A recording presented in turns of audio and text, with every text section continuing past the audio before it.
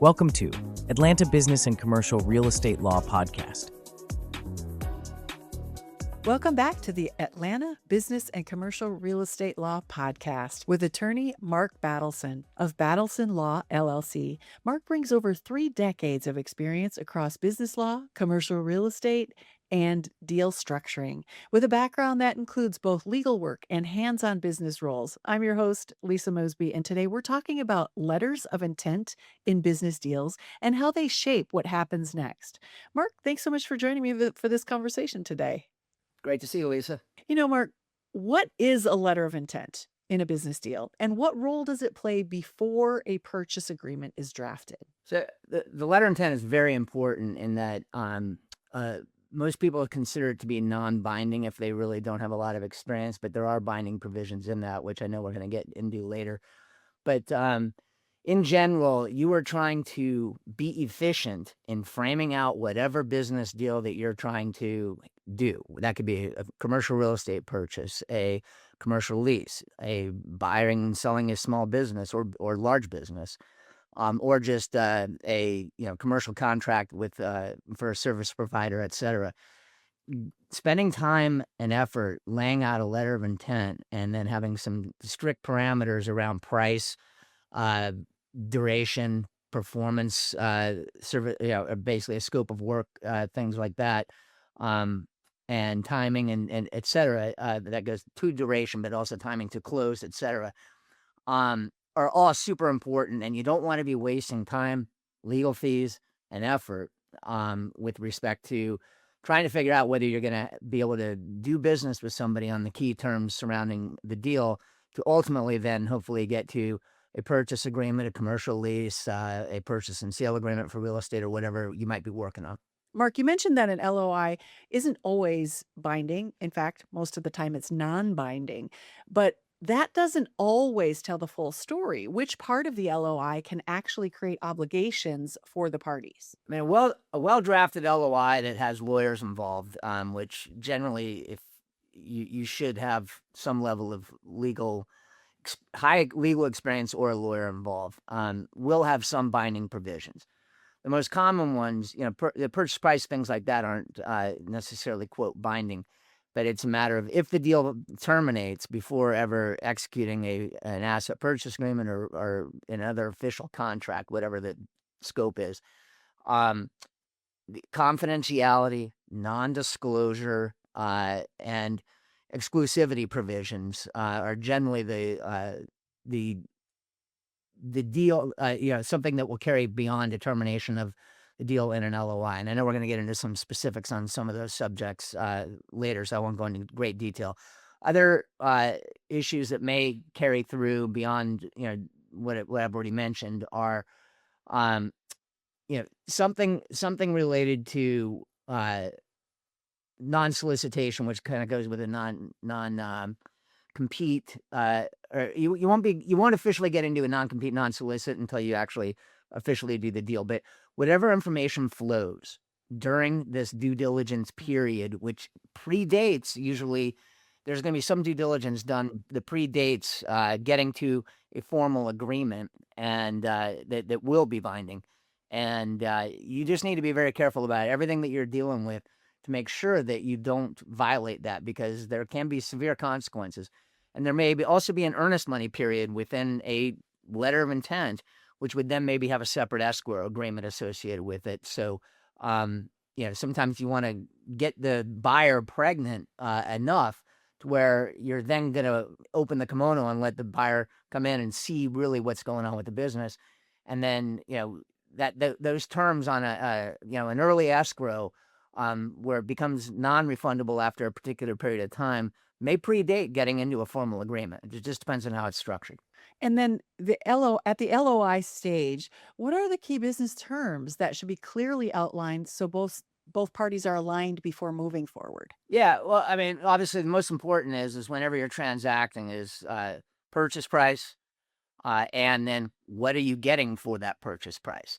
Now that again, we're talking about LOIs broadly, not a specific type of transaction. But again, in a commercial lease, term, length of the term, purchase, basically all the economic terms that are just generically the business terms are going to be the most critical items within that LOI. But you want to make sure you're not missing categories that are important. It's not just, hey, I'm going to pay you $1 million and you're going to give me this thing. If it's that simple, then you may not even have an LOI because it's super easy to get to a formalized contract. But if there are going to be a lot of timing conditions, due diligence, expectations for a non-compete in the future when you do execute a formal final document, indemnification, personal guarantees. There are a lot of things that go into these asset purchase agreement, commercial lease, et cetera. I mean, these are 40, 50-page documents that you're ultimately going to have.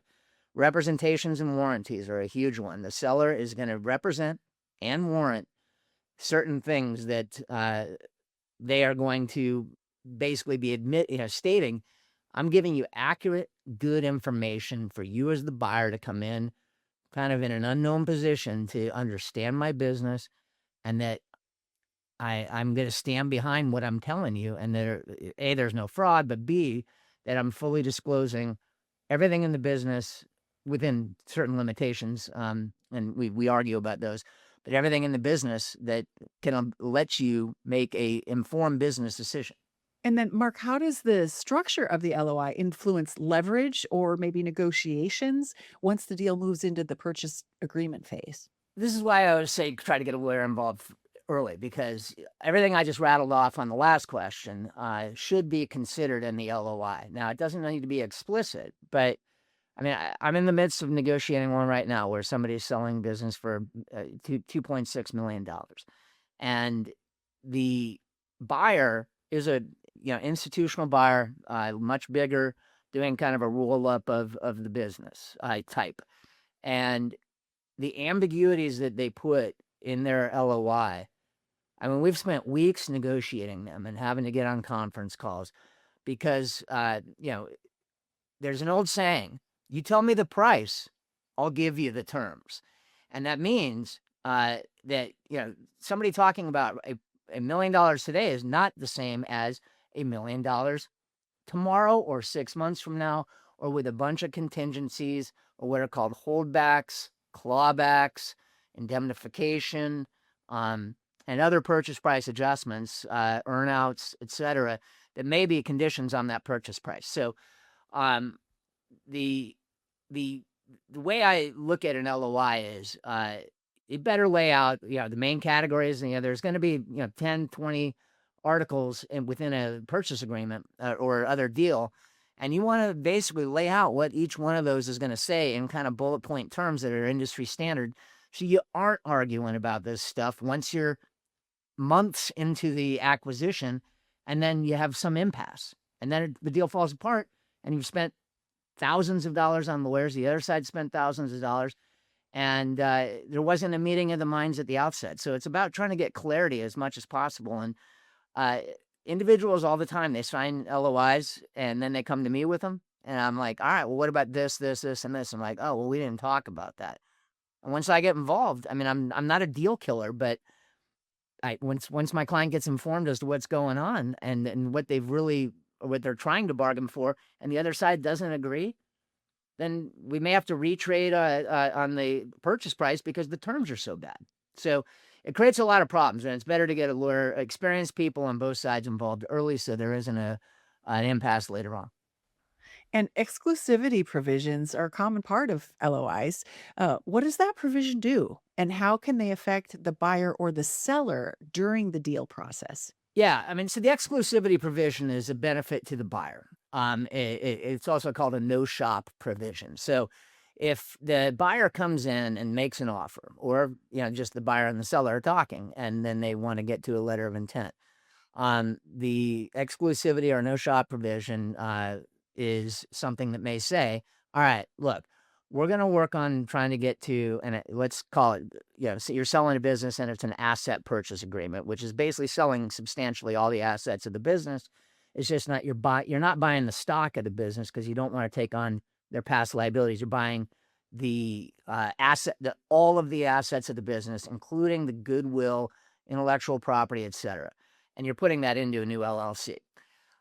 So with that negotiation period for that asset purchase agreement, it takes a long time to negotiate. These are, hopefully not acrimonious negotiations, but, sharp-elbowed, and each side is looking to protect themselves.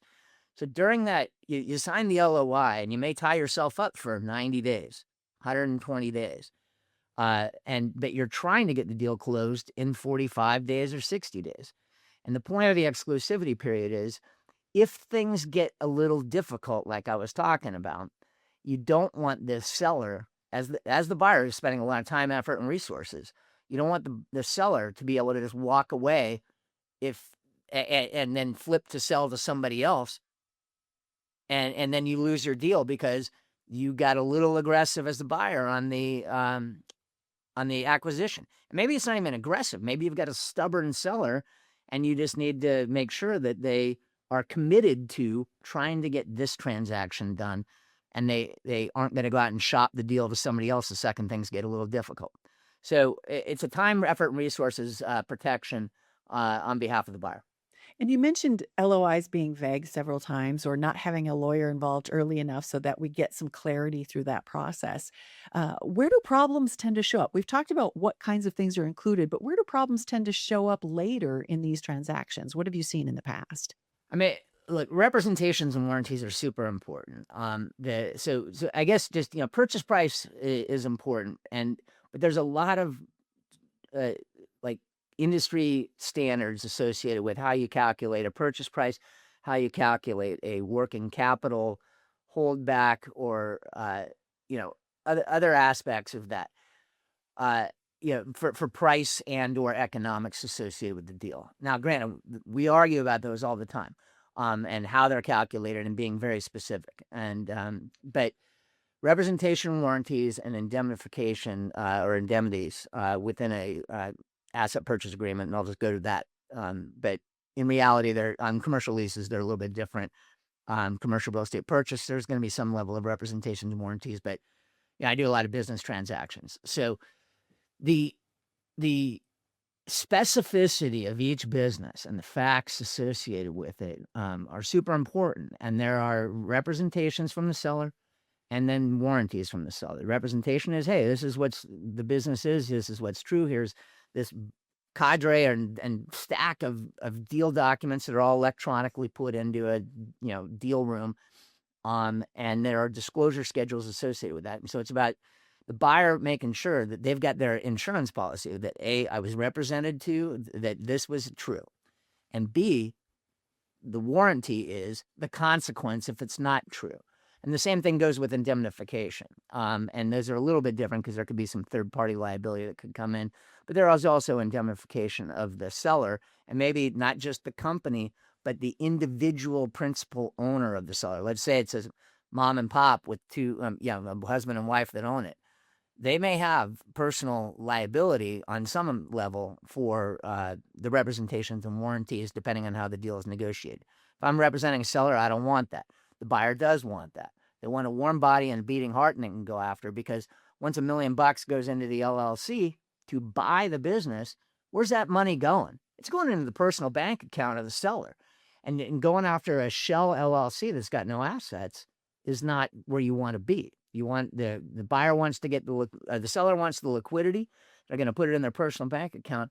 And if there's a problem in the future and you haven't done a holdback of a portion of the purchase price, then you got to go after the individuals where the money is. You aren't going to go after an empty shell.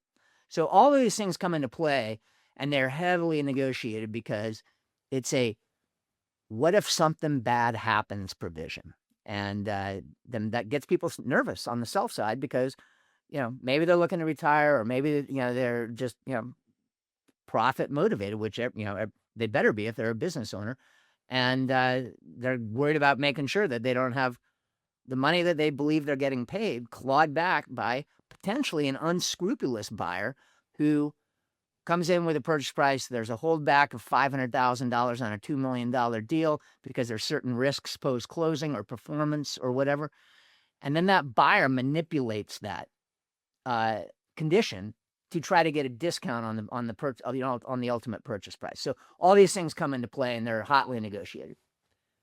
That's a great example to see how that all comes together. Totally cleared it up for me. But for someone viewing or signing an LOI, what part of the document tends to carry the most weight, if there is a part that does, the most weight in how the deal plays out? That's what I'm looking for. Yeah, I mean, if you have a good LOI, then it's easy to get to the final agreement, whatever that is. And or not easy, but still the technical negotiation is why lawyers have to be involved, because these things are just mind-numbingly boring, super technical. Again, going back to my last answer, I mean, it's where's the risk, right? If it is a clear cash deal with 100% paid as is on the assets or the physical real estate or whatever it is, and there are very limited representations, warranties, indemnities, and purchase price adjustments or anything. If it's a clean, easy deal, the LOI is super easy to get to a final agreement. But most deals have every single thing I just talked about in them if they're done in the spreading of risk appropriately to the party that either has the superior information or it has some control over the final outcome of a post-closing situation, such as if there's a certain revenue that is expected by the buyer, or a certain EBITDA, earnings before interest, taxes, depreciation, and amortization, whatever the benchmark is on the operations of the business, and there's a seller is expected to be there for 6 months to help transition and maintain that certain level of business economics, be it revenue or EBITDA. The seller is incented to try to make that business operate well. And so these things all come in. It's like, oh, that's a post-closing item, but what kind of controls does the buyer really have over the performance of that party other than just a clean benchmark of revenue? That is the easiest one, because then it doesn't get all the noise of the overhead and expenses and some exogenous event. If revenue is strong and it stays strong because the seller helps with the sales or whatever it is and the continuity of the business in transition, then that really does I think that be established as a very narrow benchmark. And if it's hit, then the holdback goes to the buyer, or pardon me, goes to the seller, and the seller gets everything that they bargained for. Usually, though, there's a lot more technical aspects to something like that, and you see litigation afterward if it's not done cleanly. And so the less complexity you put into something, especially on post-closing obligations, the better. Mark, thank you so much for your insights today. That last question, it seems like mitigating risk is what the underlying intent of this agreement is. Would you agree with that? Yeah, I mean, look, the reason lawyers get involved are because you have two parties opposing each other. They're not necessarily enemies, but they have very different interests. And it's kind of weird. I mean, over the last 6 months, I've seen a lot of people come to me, or several people come to me, where they've got one lawyer that they're trying to do this on the cheap. And they've got one lawyer commonly who's just churning out, basic documents. And the parties, I mean, it's a huge conflict of interest for the lawyer to be managing both sides of a transaction and giving, basically a very generic set of documents that really have limited protections for either party. And these people are paying him, $600,000, $1 million, $2 million for business. And they're expecting to spend $2,000 on the transaction split between two people. That's crazy. The amount of exposure on both sides is, if you're going to be doing a 7-figure deal, even at $1 million, if you're not prepared to spend some money up front to make sure you get it done right, protect yourself from getting sued in the future, or protect yourself from having to sue in the future if you're the buyer in particular, spend some money. Look, if you expect to come to me and have me do a transaction for a couple $1,000s, I'm not interested, because I'd be committing malpractice for one thing, but on top of that, you're not going to get a deal done in the proper way, and you're probably exposing yourself to either getting sued or needing to sue in the future, which is hundreds of thousands of dollars, and upsetting the apple cart of the very business that is supposed to have clean continuity. Well said. Thank you so much. We're going to leave it there today, Mark. Well, thank you very much. Folks, that's it for today's episode of the Atlanta Business and Commercial Real Estate Law Podcast. If you're entering into a business transaction and want guidance on structuring your deal from the start, you can visit battlesonlaw.com to connect with Mark. Thank you so much for listening. Be sure to like and subscribe, and we'll see you for the next episode. Thank you. Thanks for watching. Be sure to hit that like and subscribe button and leave us a review in the comments.